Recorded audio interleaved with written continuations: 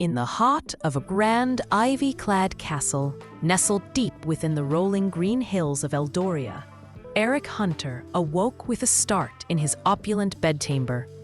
The silence of the night had been pierced by something strange, a whisper, soft and ethereal, like the rustle of distant leaves, or the murmuring of a hidden stream. His sharp eyes darted through the dimly lit room, where flickering candlelight painted shadows across the cold stone walls. "Who dares disturb my chambers?" he bellowed, his voice booming through the vaulted ceiling. "Show yourself!" Then, from the darkness, came a chorus of delicate, melodic voices, soft as a summer breeze. "We are here, Eric Hunter, bold wanderer of the realm." Startled, Eric peered into the gloom. Before his eyes, a swirling pillar of mist rose, shimmering in the pale moonlight spilling through the arched windows. As the mist parted, 4 radiant figures emerged. Sprites, each cloaked in flowing crimson gowns, their wings glowing with the hue of a blood-red sunset. Their hair shimmered like polished rubies, their eyes burning with a fiery gleam. They were breathtaking, beauty made of starlight and mischief. Eric, still gripping the hilt of his dagger, stared in awe. "Why do you hide in my chambers, Sprites? Step forth and face me!" One of the crimson sprites giggled, her voice like a silver bell. "We stand before you, Eric. Do you not see us?" He squinted, studying their glowing forms. "You are all crimson," he remarked, a grin tugging at his lips. "What manner of creatures are you?" The lead sprite smiled, her wings fluttering softly. "We hail from Crimsonvale, a realm where all is bathed in scarlet. Mountains, rivers, trees, and towers alike. We are the Crimson Sprites, guardians of our enchanted land." Eric's eyes brightened with curiosity. "A land of such wonder? My heart yearns to see it." But the sprite's expression turned solemn. "That is why we have come, Eric Hunter. Our Queen Lady Rubina has summoned you. She has need of your cunning and courage." Eric leaned back against his velvet-draped bed. One brow arched. "How does your queen know of me?" The sprite's voice grew grave. "Our Queen Seer, a sorceress of great power, once witnessed you in the Vale of Shadows, battling a monstrous giant with unmatched bravery. She saw your wit outmatch even the darkest of foes. Now, a great peril threatens Crimsonvale, and Lady Rubina calls upon you to aid her." Eric stroked his chin thoughtfully. "I am no stranger to quests," he said, "but I require payment up front for my services." The sprites exchanged glances. Then the lead sprite produced 2 velvet pouches, one brimming with gold coins, the other glittering with rubies. "Our queen anticipated your terms," she said gently. "These are yours, and more riches await you in Crimsonvale once your task is done." Eric's eyes gleamed at the sight of such wealth.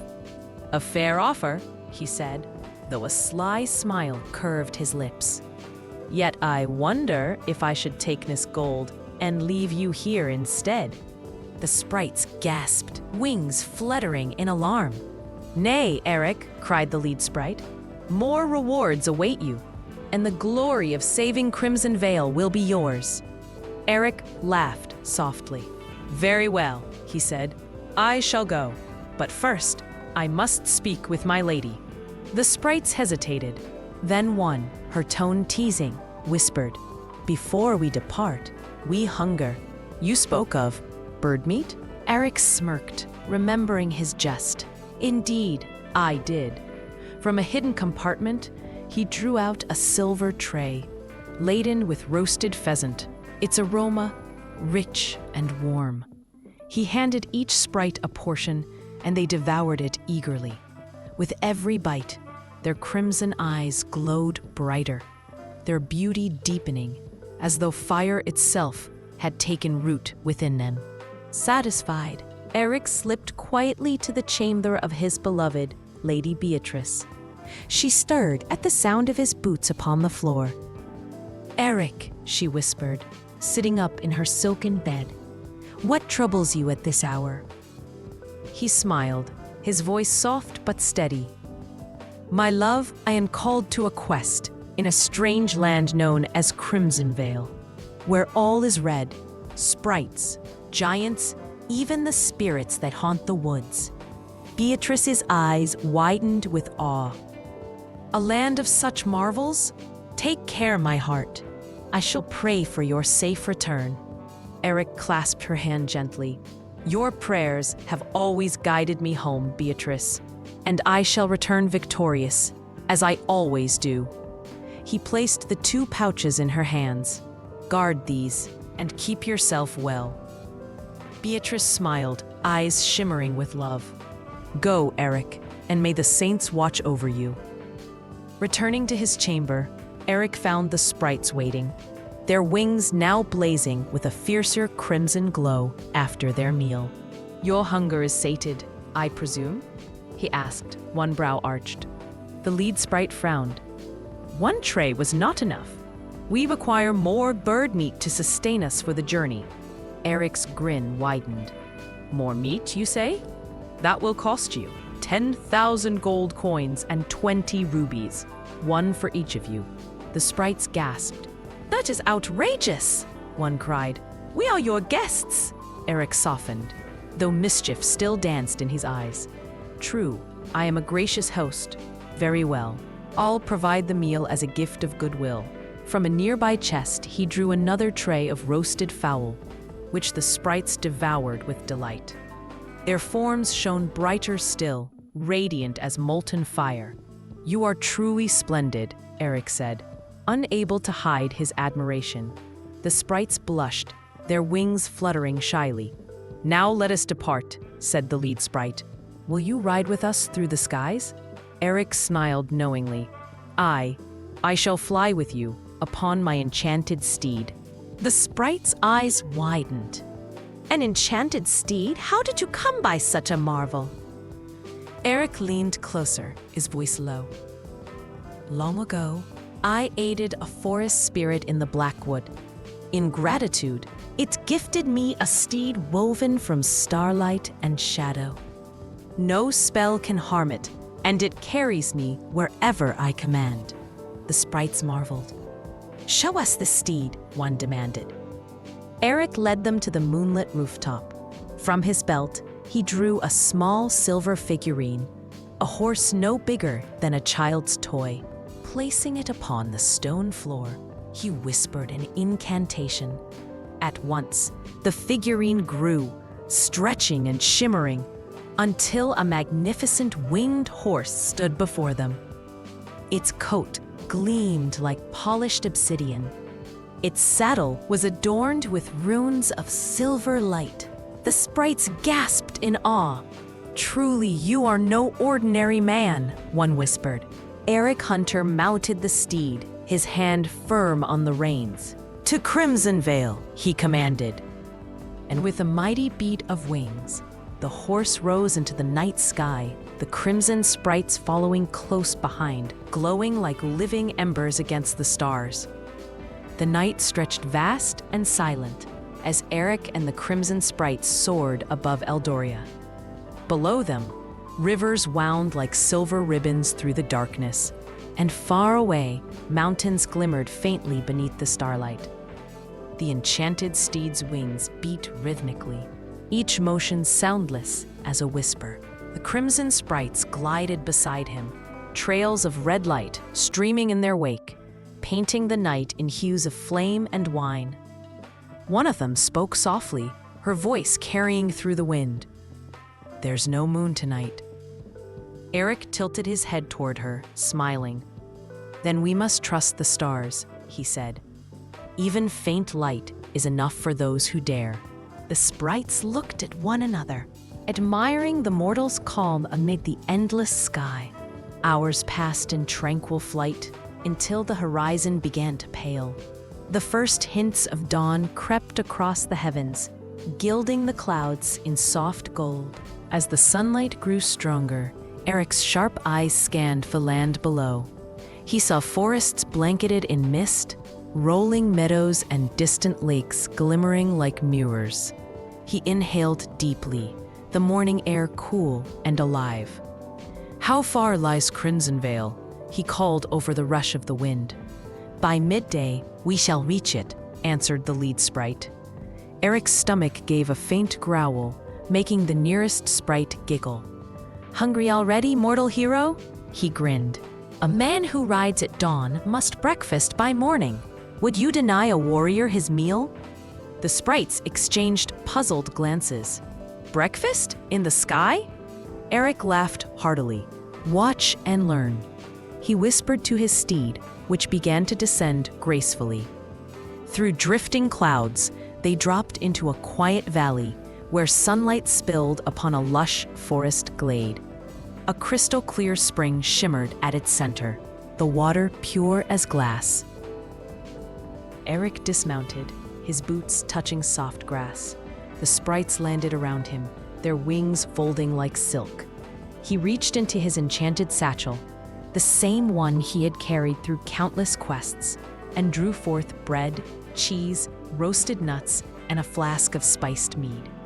The sprite's eyes widened. "Your satchel holds such bounty?" one asked. Eric smiled, seating himself upon a smooth stone. "This satchel can yield anything I desire," he said. "A gift from a grateful spirit I once freed from a curse." They watched in wonder as he poured the mead into a cup, steam rising faintly in the morning chill. But then, the earth shuddered. 4 thunderous booms echoed across the glade. Birds scattered from the trees, and the crystal spring rippled violently. Eric rose at once, eyes narrowing. His hand went to his sword. We are not alone. From beyond the rocks ahead, 2 enormous figures emerged. Giants, their skin black as coal, their eyes molten gold. Each step they took sent tremors through the earth. A lead giant growled, voice booming like thunder. "Are you the one they call Eric, Hunter?" Eric stood tall, his hand resting lightly on the hilt of his blade. "And who seeks him?" the giant sneered. "I could crush your skull with a single finger, little man." Eric chuckled, unfazed. "Then you must be kin to the throat strangler. I slew his sister last winter in the Frostfang Mountains. He swore vengeance. Perhaps you come in his stead?" The second giant roared in fury. "Enough! We were sent by the Batshade King, Lord of the Shadowfen. He commands us to slay you where you stand." Eric's grin widened, sharp as a blade. "Then tell your master he should have come himself. At least then, I might have enjoyed the fight." The first giant bellowed and hurled a blazing bolt of fire. The flames screamed through the air, striking toward Eric. But the warrior was faster. He drew his enchanted sword, its edge gleaming with blinding light. "Sacred flame of Eldoria," he cried, "return their fury to its source." The sword blazed, a burst of pure radiance erupting from its edge. The giant's own fire turned upon them, engulfing their monstrous forms. Their roars echoed as their bodies burned to ash, scattering upon the wind. Silence fell once more upon the glade. The sprites hovered nearby, eyes wide with awe. "One blow," whispered one of them. He felled 2 giants with a single blow. Eric sheathed his sword and turned, his voice light. "I prefer not to waste time. There are better ways to greet the morning." The sprites laughed softly, the tension fading.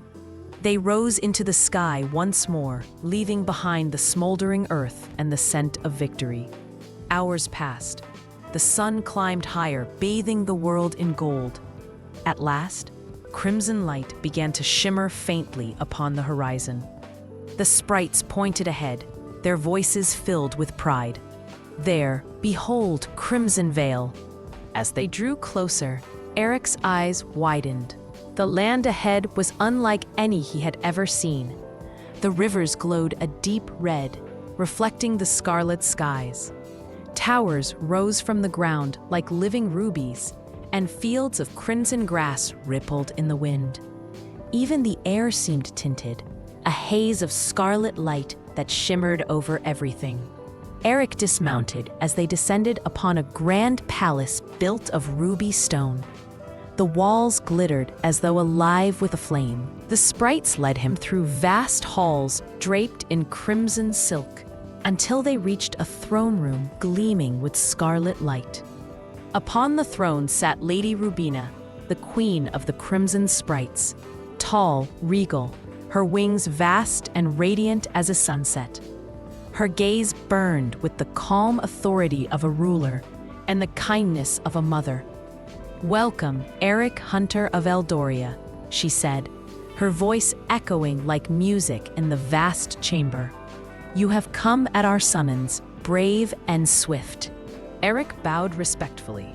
"Your Majesty, I am told you face peril. Speak, and I shall know how I might serve." The Queen's expression darkened.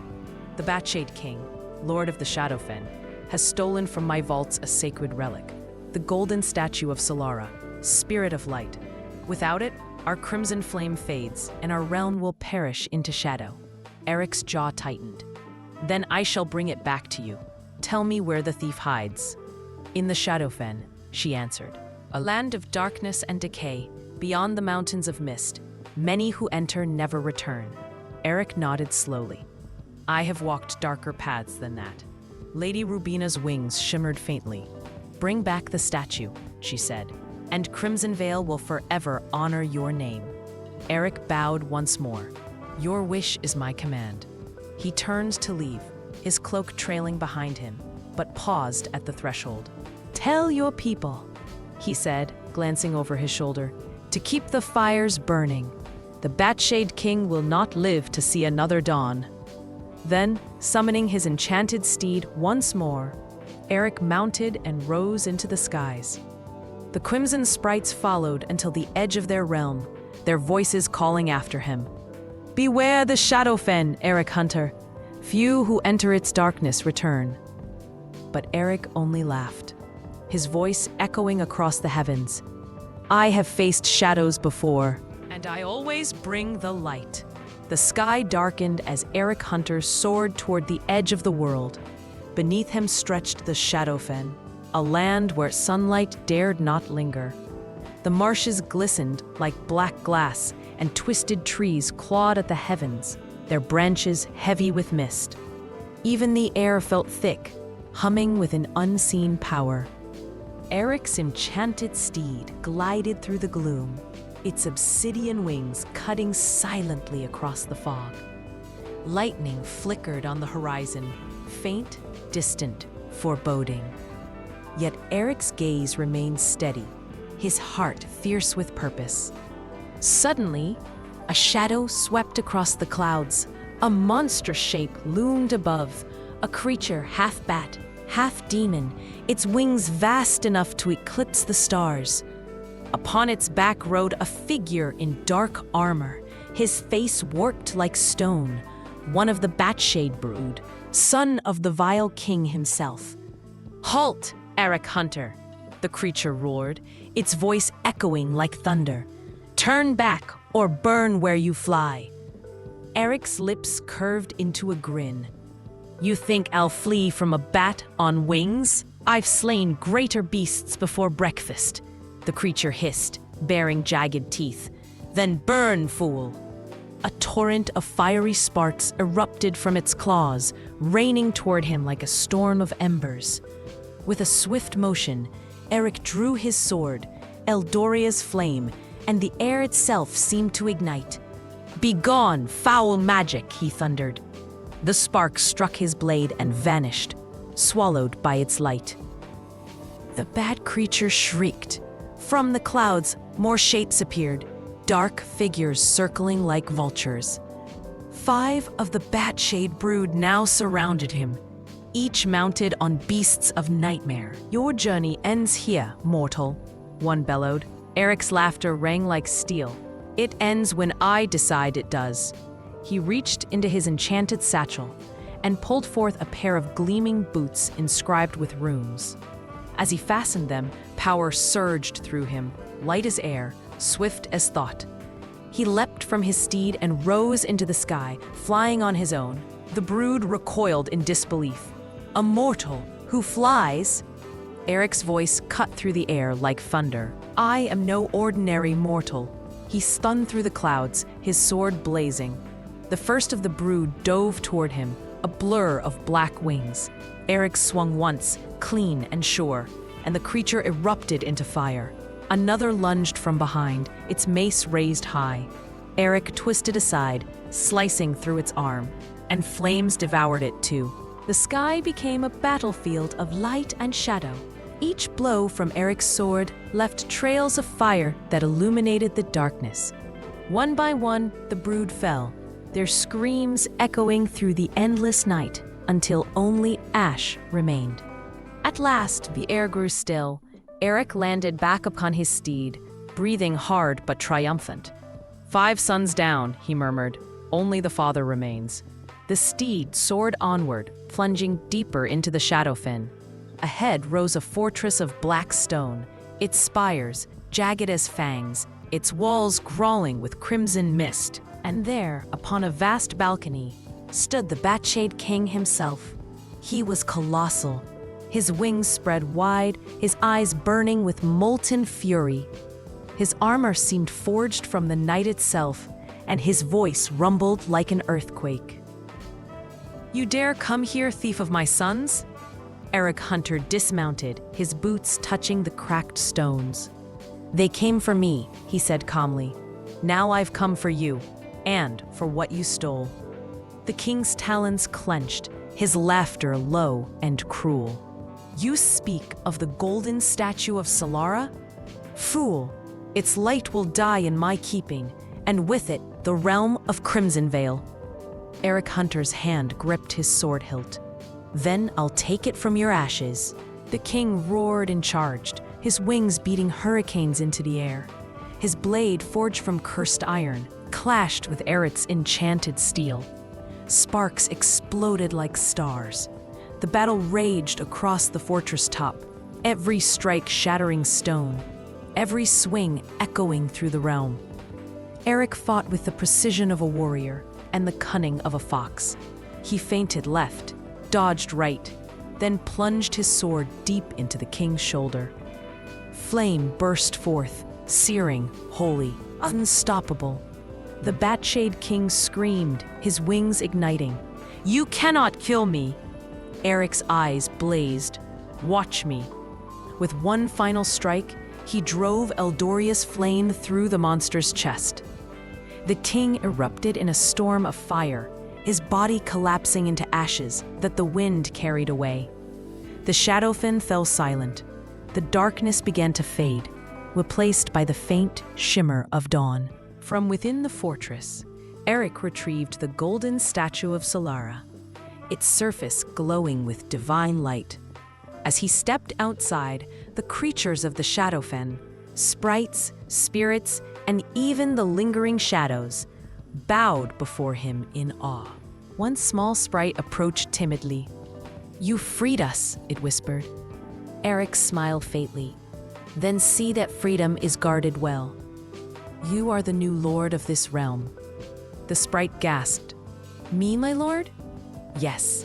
Rule wisely and rebuild what was lost. He handed the sprite his blessing, then turned to the treasure vault within the fortress. Gold, jewels, and relics gleamed in the dim light. He filled his enchanted satchel until it brimmed with wealth, then tucked the statue safely inside. Mounting his steed once more, Eric rose into the crimson dawn. Behind him, the Shadowfen shimmered with new light. Ahead, the skies of Crimsonvale burned bright with color. When he arrived, Lady Rubina awaited him upon her ruby throne. The queen's eyes shone as Eric placed the statue before her. Its light filled the chamber, restoring the realm's glow. Eric Hunter, she said softly, you have saved Crimsonvale. Eric bowed, his smile wry. Another day, another legend. The queen laughed, and from her treasure vaults she rewarded him beyond measure. Gold enough to fill 100 coffers, rubies enough to dazzle a king. For days, Eric wandered the Crimson Lands, exploring rivers that glowed like liquid fire and towers glittering with gems. Yet soon his heart turned homeward. One night, beneath a sky painted red and gold, he mounted his enchanted steed once more. As the wings unfurled and the wind rose, he looked back at the shining realm behind him. "Farewell, Crimsonvale," he whispered. "May your light never fade again." And with that, Eric Hunter soared into the heavens, returning to his castle in Eldoria, where his name would be sung by bards for generations to come. The hero, the wanderer, the man who brought fire to shadow and turned legend into truth.